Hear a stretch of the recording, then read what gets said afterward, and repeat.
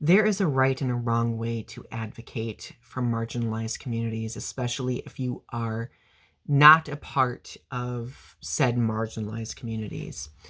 And I think the right way to do it is advocating while under advisement from voices and perspectives within those communities. And it also needs to be done without overshadowing the voices within the marginalized community. I've experienced this myself in my own way, being a part of the LGBTQ plus community. People outside of it will advocate the right way, but they'll sometimes advocate the wrong way by speaking without considering our voices and perspectives. And the reason why I'm making this video is because this is happening to another community right now, and it is far more insidious and damaging because it is a community that already faces considerable erasure and invalidation, and that's the autism community. I consider myself an advocate for the autism community, and I'm still growing very much in my own advocacy. I'm very much still learning, and I'm very passionate about the community because very close people in my life are a part of it. And I often see a lot of the invalidation and erasure that they go through. And I still think that it's important for people outside of communities to raise their voices in solidarity with those within. But again, I've learned that there's a right and a wrong way to do it. So the reason why I'm making this video largely is because Sia's recent film, Music, is a very glaring example of advocacy gone wrong, because it is a troubling depiction of non-speaking autistic people building off from source material from organizations that already erase and damage the autism community, that being Autism Speaks. Now, a while back, Sia received criticism for the film because she had speaking and non-speaking autistic people view the film and share their thoughts, and she essentially lashed out at the community because they were criticizing her, understandably, for different reasons, ranging from casting an actress as the lead who is not a part of the autism community to very troubling depictions of restraint and meltdowns and so on and so forth, a whole variety of different troubling depictions. And basically, Sia's thought was, my heart is in the right place, and don't judge it fully until you see the film. Well, a few weeks later, she eventually had a tweet series that she released where she basically was like, I know that I went wrong. I wasn't aware that certain sources were unreliable sources. And she made some sort of statement. I can't find it now, but it's out there. She deleted her Twitter, by the way. But she made a statement saying that she is fixing some things with the film. But of course, the film has been released and there have been few to no adjustments. And it's just as troubling as people thought it would be. Critics, along with people within the autism community, are essentially watching this film and being like, oh my God, like what is even happening right now? And mind you, I'm also coming from the perspective of being a Sia fan, though I am largely questioning that at this point. Sia's music has saved my life on more than one occasion, but I firmly believe that if someone that I idolize does something wrong, that my love of them does not give them a free pass at all. They do not get a free pass to avoid justifiable and understandable criticism.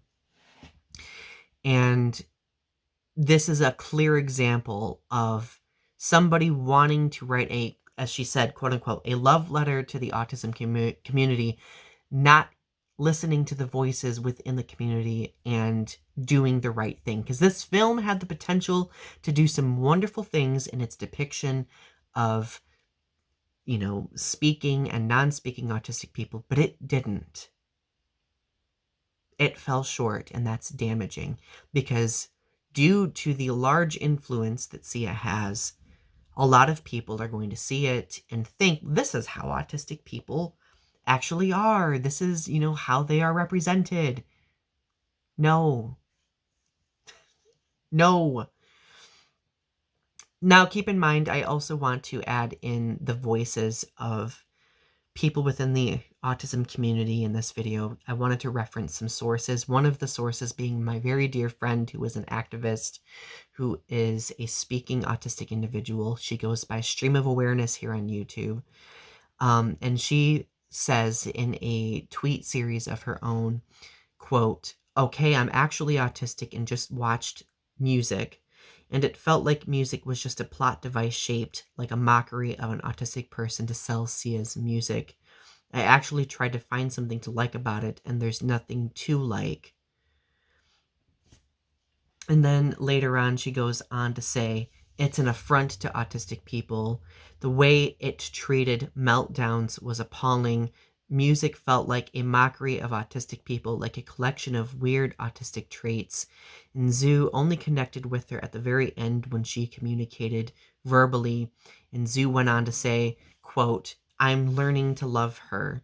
Another individual within the autism community who is a non-speaking autistic person named Ben Brew, I'm hoping I'm pronouncing that correctly, who is a guest contributor on Communication First, says, "Also very troublesome and concerning is the scene when Music, the main character, is trying to find words, and her well-meaning yet quite ignorant people severely limit her options and means of how and what she can communicate. This is not at all a true or accurate depiction of the extent of alternative communication modalities available to her, and misleads the audience on the real extent of what opportunities and possibilities are out there for non-speaking autistics to fully communicate with and in the world around them."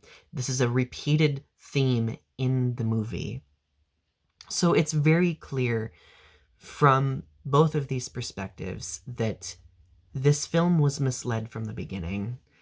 Its source material was misleading, and it clearly has no solid direction on what it wants to do with representation.